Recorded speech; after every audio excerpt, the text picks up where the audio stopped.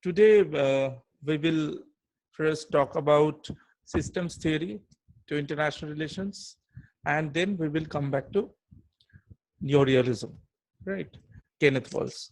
So, why systems theory? Because, as I have mentioned somewhere in my previous lectures, that the second great debate was very, very important as far as the progress of the discipline of international relations is concerned, because uh, that debate was between traditionalism versus behavioralism.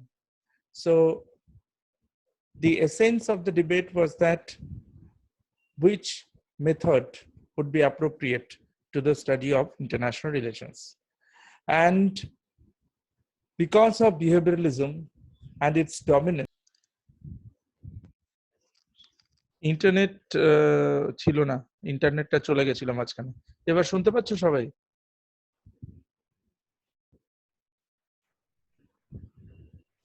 Hello, শুনতে পাচ্ছ সবাই?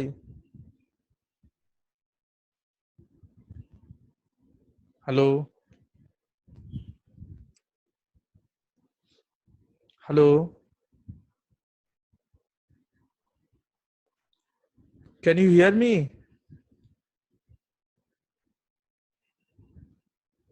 Hello.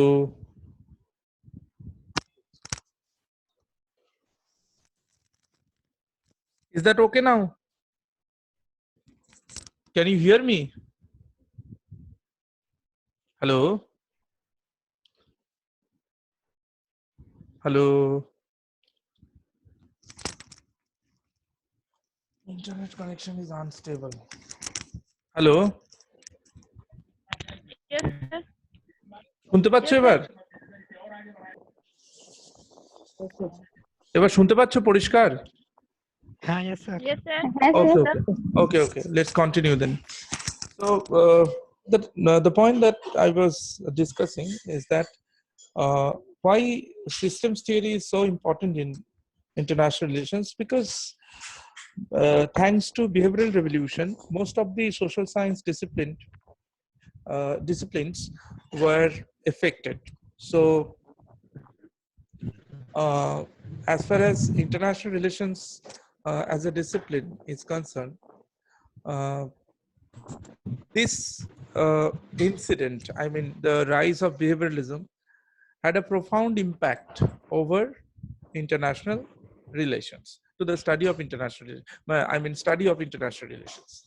And that is why, because behavioralism offered scientific tools of inquiry and rational, empirical observation, and among others. So from that, this approach, systems approach, that was greatly impressed. And today I will talk about the systems theory to the study of international relations. And actually behavioral revolution is may be responsible as the rise of systems theory to the study of international relations. So now let us move more into this. Why it is called systems theory? Because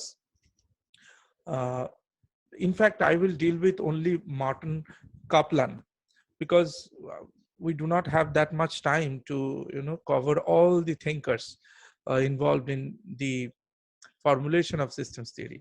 So before moving on to that part, let us talk about what is system, right? Now system means system is a political, we all will know system means, we always talk about political system, but why it is different from political system, right? Now let me tell you one thing, that this system is not the political system, right?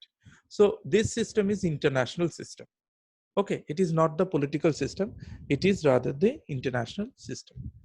Now and all the thinkers of systems theory, they are of the opinion that it is better to call it international system rather than international relations.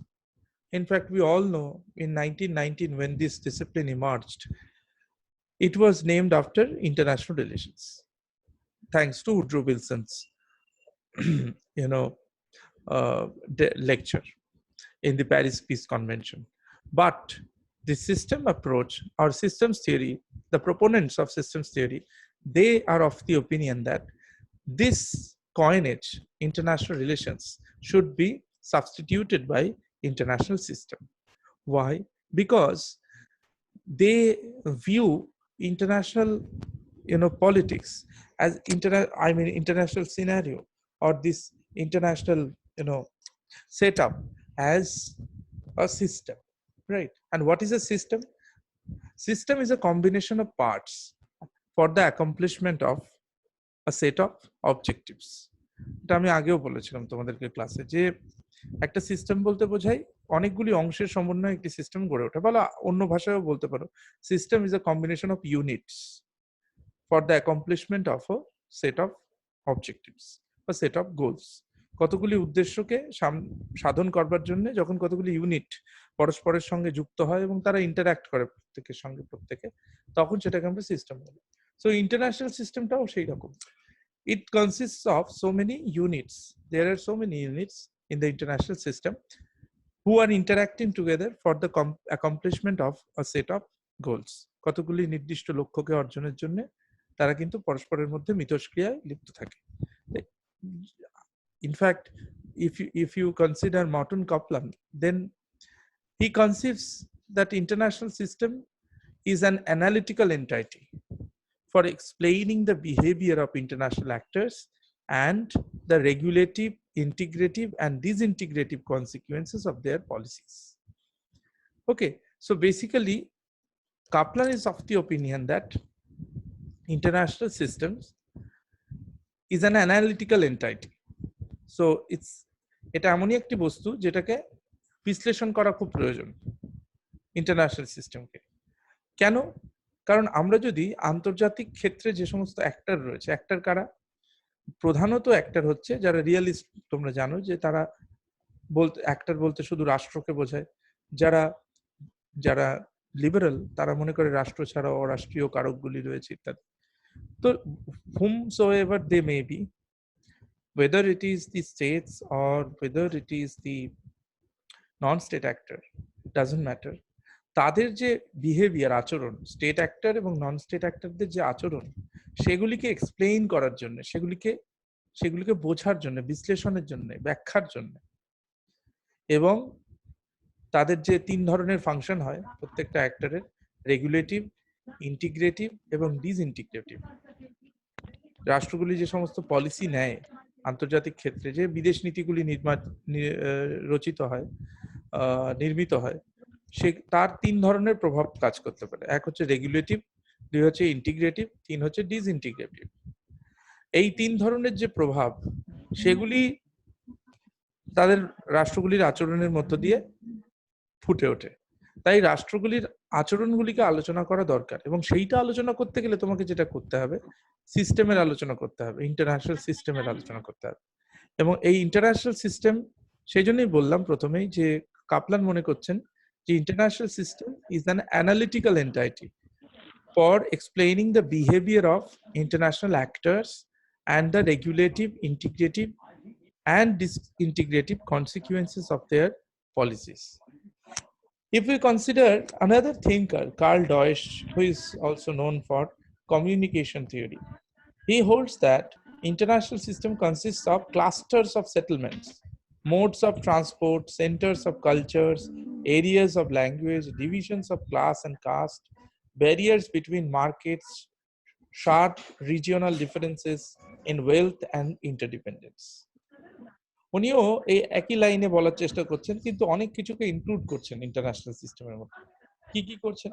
Clusters of settlements, এই যে একটি রাষ্ট্রের সঙ্গে আরেকটি রাষ্ট্রের যে বোঝাপড়া হয়, সেই বোঝাপড়াগুলি। মোডস অফ ট্রান্সপোর্ট, কিভাবে একটি রাষ্ট্রের সঙ্গে একটি রাষ্ট্রের সম্পর্ক। আমরা কদিন আগেই বলছিলাম যে বিমান পরিষেবা, একটা দেশের সঙ্গে একটা দেশের যে বিমান পরিষেবা বা জাহাজ পরিষেবা, সেগুলির দ্বারাও বোঝা যায় রাষ্ট্রগুলির সম্পর্কের নেচারটা কেমন। সেন্টার অফ কালচার, তাদের যে সাংস্কৃতিক সম্পর্ক, language, divisions of class, caste, barriers between markets, sharp regional differences in wealth and ইন্টারডিপেন্ডেন্স।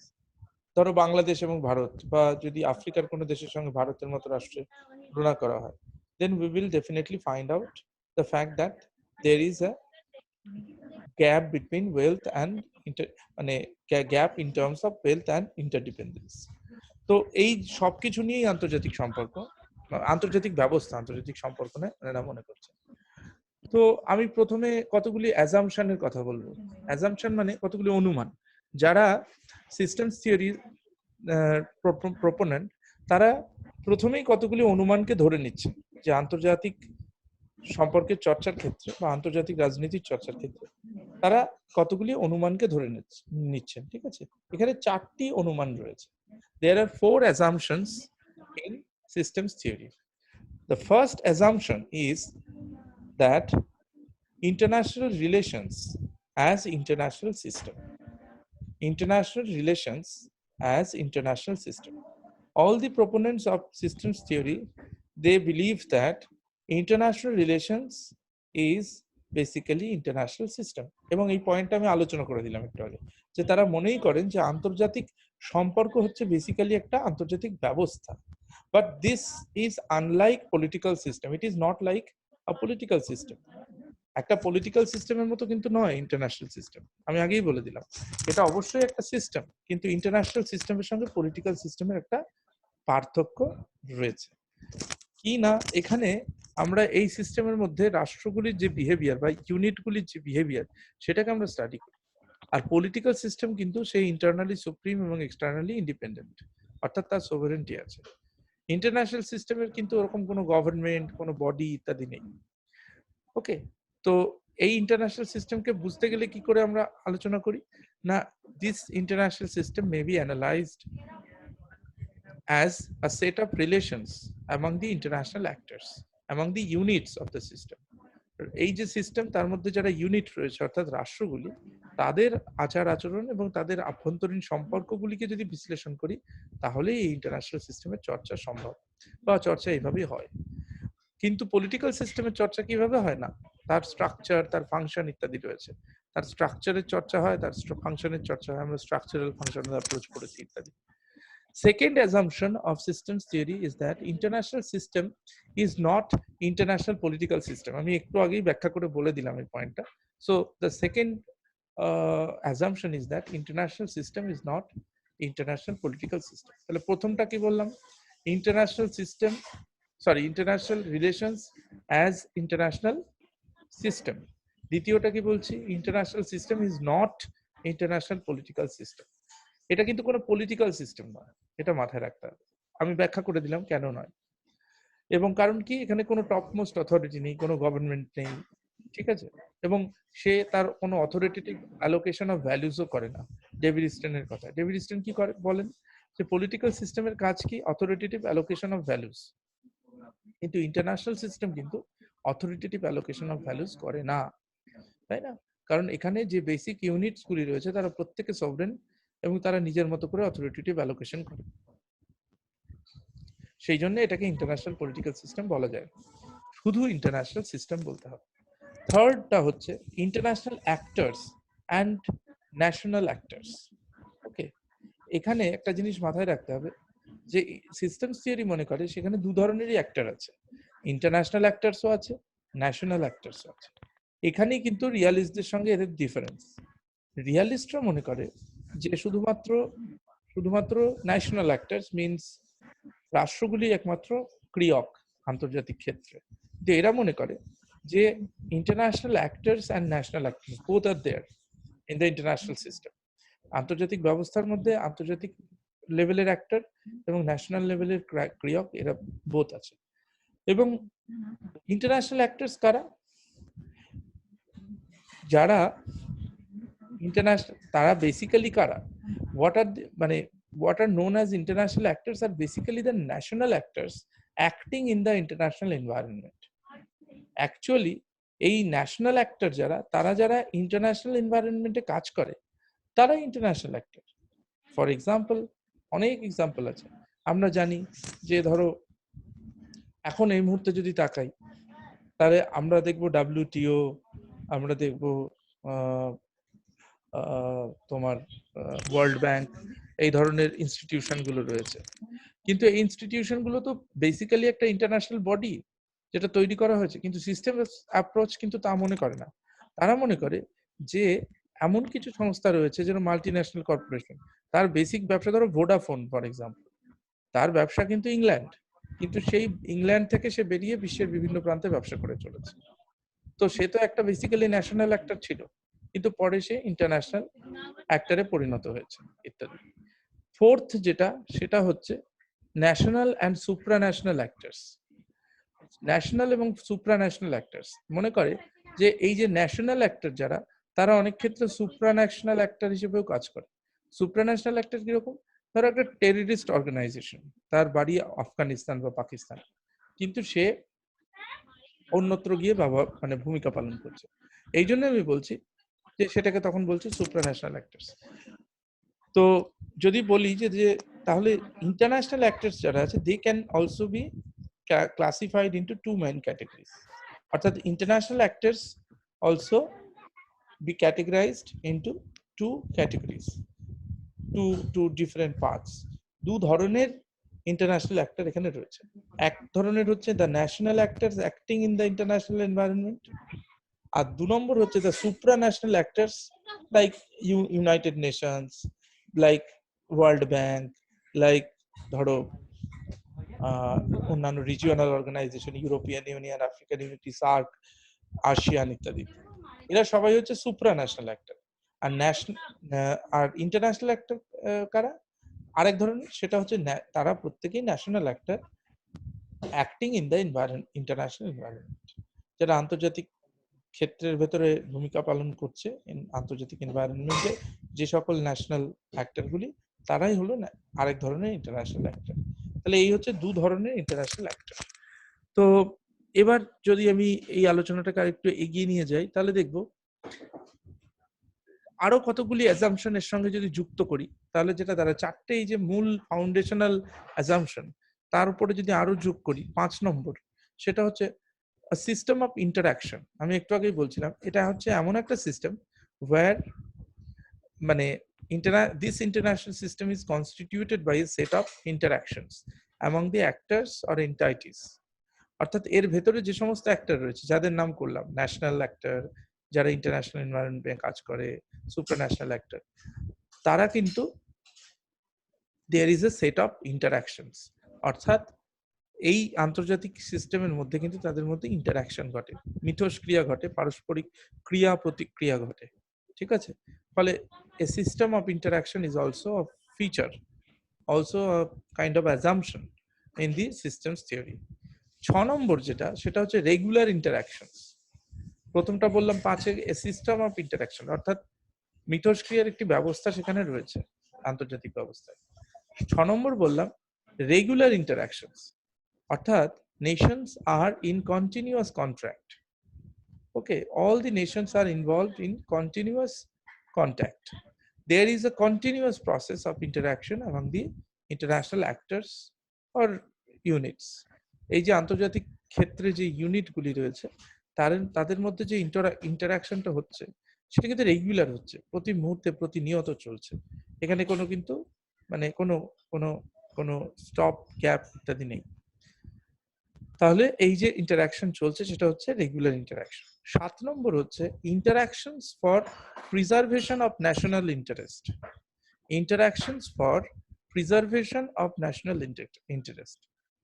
এই ইন্টারাকশনটা কেন করছে সবাই? Because everybody is trying to preserve their national interest. The activities of nations are directed towards the preservation of their respective national interests in the international environment. এই আন্তর্জাতিক যে environment, সেখানে প্রত্যেকটি রাষ্ট্রই তার জাতীয় স্বার্থকে সুরক্ষিত করার চেষ্টা করছে। এই জন্যই আমরা বলছিলাম যে রিয়ালিজম পড়াতে গিয়ে কেন সিস্টেমস থিওরি পড়াতে হচ্ছে, because it is greatly impressed by realism. It's a kind of branch of sometimes it is called neoclassical realism as well. Okay, so that is why it's quite, you can say, it's a one step up from the classical realism and one step down from the neorealism. এটাকে যদি সিচুয়েট করতে হয় তাহলে খানিকটা দেখবে যে realism, classical realism এবং নিও রিয়ালিজম, অর্থাৎ মর্গেন থাও, ইয়েইচ কার, রোনাল্ড নাবুর এবং ওদিকে কেনেথ ওয়ালস, তার ঠিক মাঝামাঝি জায়গায় প্রসিড করা যেতে পারে। 8 নম্বর হচ্ছে রেগুলার পার্টিসিপেশন।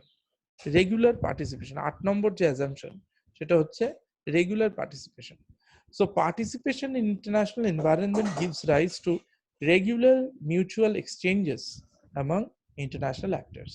এই যে ইন্টারন্যাশনাল অ্যাক্টরসদের কথা তোমাদের বলছি, বারবার ইউনিটগুলির কথা বলছি, ইন্টারন্যাশনাল অ্যাক্টরদের কথা বলছি, তাদের মধ্যে যে মানে আন্তর্জাতিক যে এনভায়রনমেন্ট, সেখানে কিন্তু পার্টিসিপেশন তাদের রেগুলার রয়েছে, অর্থাৎ তারা রেগুলারলি পার্টিসিপেট করছে। এমন নয় অ্যালুফ হয়ে যাচ্ছে যে আমি কি ঘটে চলেছে তা নিয়ে আমার কোনো আইডিয়া নেই বা সেটা নিয়ে আমার কোনো মাথা ব্যথা নেই, তা নয়। Every unit in the international system are regularly participating. Okay, and there is a kind of regular mutual exchanges among them. প্রতি মুহূর্তে চলছে। 9 নম্বর হচ্ছে patterns of behaviour. So patterns of behavior is absolutely important part, and it is also one of the major, you know, assumptions of systems theory. Systems theory যত assumption আছে এটা অত্যন্ত important একটা। সেটা কি না, there are certain identifiable and describable regularities in the patterns of interaction among nations. অর্থাৎ যে রাষ্ট্রগুলির আচরণ আন্তর্জাতিক এনভায়রনমেন্টে দেখা যায়, সেখানে কিন্তু আমরা দেখি যে তাদের আচরণের একটা নির্দিষ্ট প্যাটার্ন আছে। there is a certain pattern of behavior in the interactions between states, between nations in the international environment. আন্তর্জাতিক যে এনভায়রনমেন্ট, যে পরিবেশ, সেই আন্তর্জাতিক পরিবেশে রাষ্ট্রগুলির যে আচার আচরণ, তার কিন্তু একটা নির্দিষ্ট ধাঁচ বা একটি নির্দিষ্ট প্যাটার্ন আছে। সেই জন্য এটাকে আমরা বললাম প্যাটার্ন অফ বিহেভিয়ার। প্যাটার্ন বলতে কি বোঝায় না, আমি এক ধরনের আচরণ করছি, আমার পাশের আরেকজন এক ধরনের করছে, আরেকজন এক ধরনের করছে, কিন্তু সেখানে যদি দেখি কিছু জনের মধ্যে একটা সিমিলারিটি আছে আচরণে, অর্থাৎ আমি যেভাবে আচরণ, ভারত যেভাবে আচরণ করছে, আমেরিকা সেভাবে করছে, ফরসে রাশিয়া সেভাবে করছে, চায়না সেভাবে করছে, আবার কিছু রাষ্ট্র, 4-5টি রাষ্ট্র আরেক ধরনের আচরণ করছে, এবং সেখানে তাদের একটা সিমিলারিটি আছে। ভারতের বিদেশ নীতির সঙ্গে আমেরিকার বিদেশ নীতি, আমেরিকার বিদেশ নীতির সঙ্গে ধর ইউরোপের বিদেশ নীতির একটা যদি সাযুজ্য থাকে, তখন বুঝবো there is a pattern in behavior, right? So এই প্যাটার্ন অফ বিহেভিয়ারটা কিন্তু আছে। যেরকম আমরা জানি ওয়ার এগেইনস্ট টেরর, যুদ্ধ, সন্ত্রাসের বিরুদ্ধে যুদ্ধের বিষয়ে সব রাষ্ট্রগুলি, মানে অধিকাংশ রাষ্ট্রগুলি, যারা সন্ত্রাস করে তারা বাদ দিয়ে, কিন্তু একমত হয়েছিল, একজোট হয়েছে এবং সন্ত্রাসের বিরুদ্ধে সবাই মিলে লড়ার একটা বিদেশ নীতি গ্রহণ করেছে।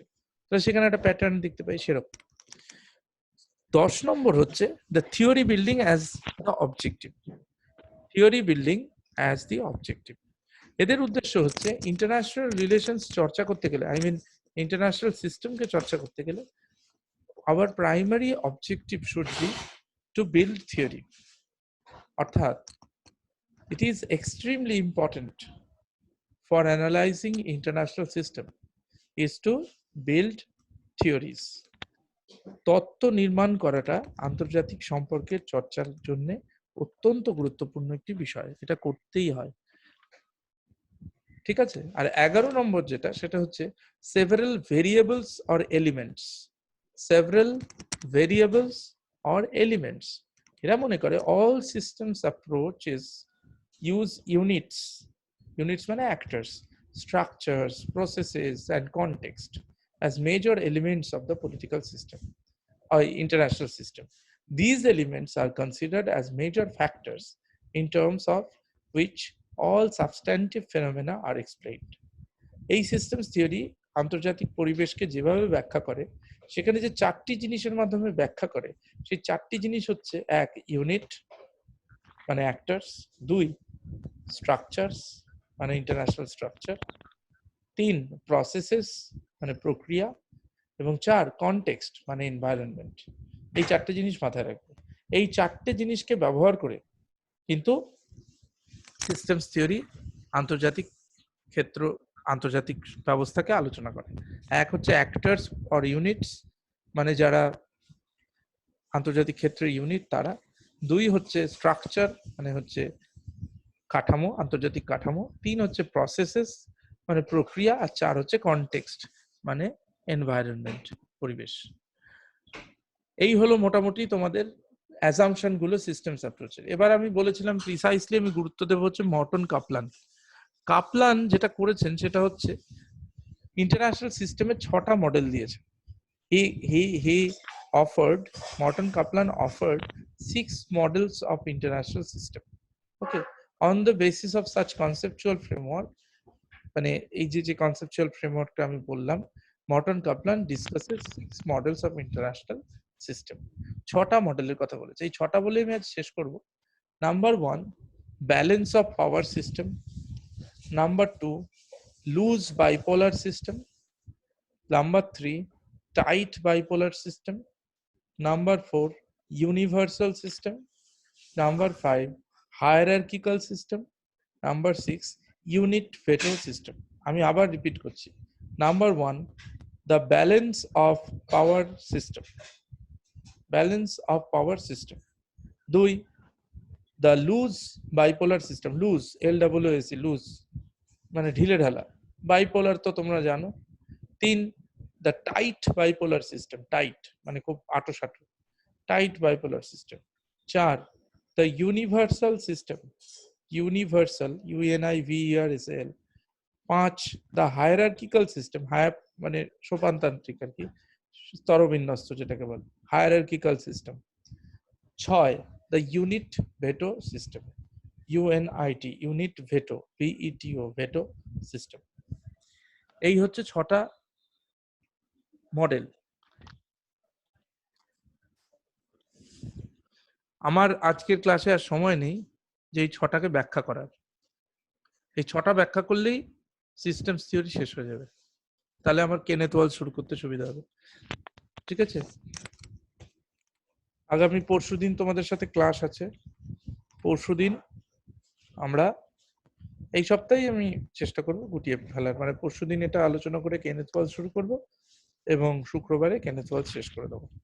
এবার যদি তোমাদের কোনো কোয়েশ্চেন থাকে আমাকে কোয়েশ্চেন করতে পারো।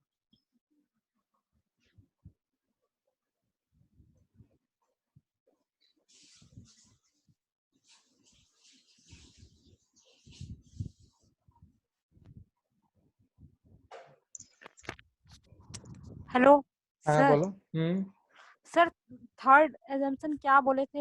National actor and super third third assumption, international actor. Yes sir. Third assumption में क्या बोले थे बताओ तो। सर वही तो नहीं लिख सके, नहीं, इंटरनेशनल एक्टर समथिंग कुछ बोले थे, इंटरनेशनल एक्टर। हाँ थर्ड assumption में बोले थे कि international actors and national actors, international actors and national actors, ऐसा बोले थे। और फोर्थ में बोले थे national and supra national actors. तो थर्ड में बोलने की कोशिश की थी कि ये जो इंटरनेशनल एक्टर्स है वो लोग कौन है। ये लोग नेशनल एक्टर्स लोग ही इंटरनेशनल एक्टर्स है। ठीक है, जो लोग इंटरनेशनल एनवायरनमेंट में एक्टिंग करते हैं। ठीक है, मैंने ऐसा बोला था कि who are known as international actors are basically the national actors acting in the international environment. The national actors who are acting in the international environment are called international actor. यही बोले थे। Yes yes, thank you sir. Okay, फिर और कोई।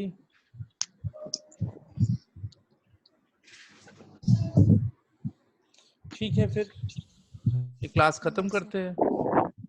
Okay.